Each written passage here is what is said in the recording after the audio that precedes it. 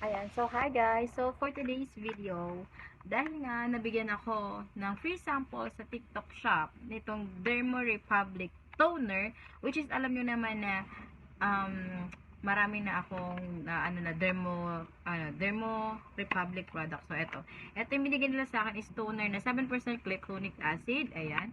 Tapos meron ako dito yung mga ginagamit ko. So ito yung toner ko din na isa, which is ito.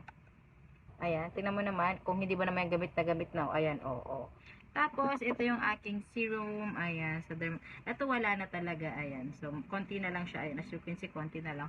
Tapos, ito pa. So, avid fan talaga ako ng Dermo Republic. So, thankfully, or I'm very, ayun, binigyan nila ako nito ng sample nitong toner nila. Ayan, Dermo Republic. Ayan, ito. So, ito naman, base sa mga napanood ko is ginagamit lang siya hindi siya araw-araw ginagamit kasi parang nire-rejuve niya yung skin mo. So, ayan, tingnan niyo may effect sa akin nung Dermo Republic. So, nag-start ako mag Dermo Republic nung ayan, tingnan niyo yung mukha ko. Walang yan ha. Ayan, tingnan niyo. O, diba? So, hindi na siya ganun ka tsaka, I mean, hindi naman pangit, no? So, I mean, tawag dito,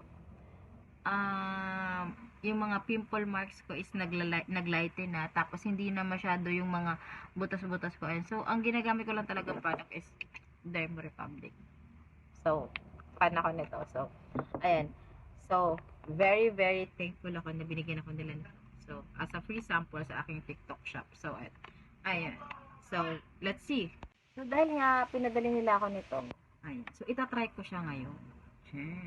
Tatry natin siya ngayon. So, hindi pa ako naglagay sa mukha. So, okay. Ito siya ngayon. So, ayan. Dermo Republic, Dermo Republic toner, ayan. 7% glycolic acid. So, let's try this one. So, ang ganda ng niya, packaging. So, ayan. Meron akong bulak. Kumuha na ako ng bulak. Uy! Sayang. So, ayan. Try natin kung ano magiging effect nito. Pero yun nga, hindi siya araw-araw ginagamit, no? Ito hindi rin to araw-araw ginagamit kasi baka masobra naman sa pagkanipis yung mukha mo. So ayan, may pimples na naman ng person. Oh. Pero hindi na ganun kalala yung I mean yung breakouts ng mukha, tapos yung mga pimple marks ko is talagang naglighten siya. Tingnan yung mga nandito, ayan, oh. Ito na naman, oh, yan. So try na natin to. Madami tayong daldal eh. Parang toner, lang siya, talagang toner, panglinis ba? Pagkatapos na maligo o kaya pagkatapos na linisin yung mukha mo ay maghilamos. Ayan. Lagay na natin to. Okay lang. Ito na naman ang gagamitin natin bagong product nila, di ba? So, okay na aking face. Ito yung mga nakaraan nung nag-mens ako, ayan pa yung mga tira-tirang pimple marks nila. Pero hindi na ganun ka dati. Yung dati ko, ang daming pimples. As in, kala mo. Ayan. Diba?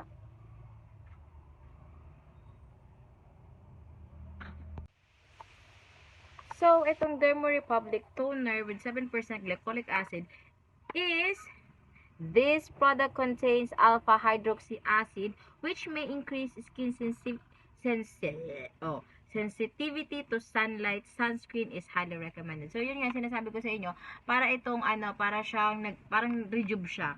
Pero, tawag dito, wag araw-araw. So, kailangan after mo siyang gamitin, for example, gumamit ka ng gabi, make sure na pag umaga is magsa-sunscreen ka. Which is, kailangan naman talaga natin everyday na mag-sunscreen. So, ayan. So, yun lang yung nito, warning. Pero, I think, dahil nga ako is, lagi naman akong nagsa-sunscreen na kasi nga, yun nga, so, sunscreen yun, no? Kailangan every time nagsa-sunscreen.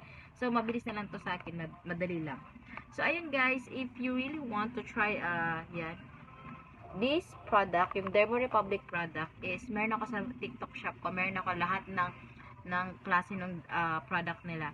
Except dun sa mga bagong labas nila, kasi alam ko meron na silang bagong labas na soap na hindi ko pa nga natatry. Pero itong nire-recommend ko sa inyo is, na-try ko na siya, as in, proven. Pero hindi ko alam, no, kasi yun nga, iba-iba tayo ng skin type. So, yun lang guys. Thank you for watching.